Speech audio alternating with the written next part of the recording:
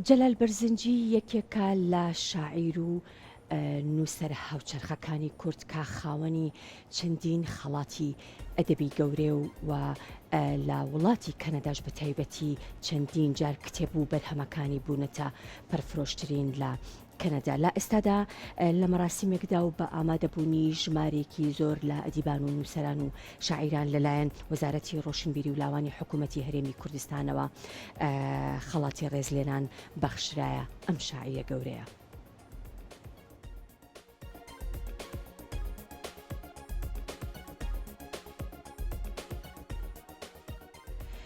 لە مەراسیمێکدا بە ئامادەبوونی ژمارێک لە نووسەران و ڕۆشنبیران و شاعیران لەلایەن وەزارەتی ڕۆشنبیری و لاوانی حکوومەتی هەرێمی کوردستان خەڵاتی ڕێزلێنان بەخشرایە شاعیری دیاریگەلەکەمان جەلال بەرزنجی.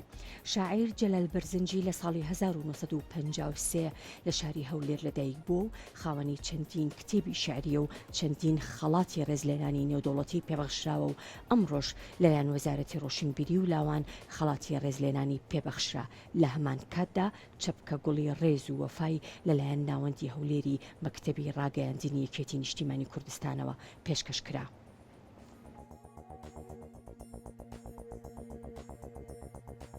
ئەو مەراسیمی بڵێت ڕێزلێنانە وەزارەتی ڕۆشنبیری هەرێمی کوردستان پێ هەڵدەستی.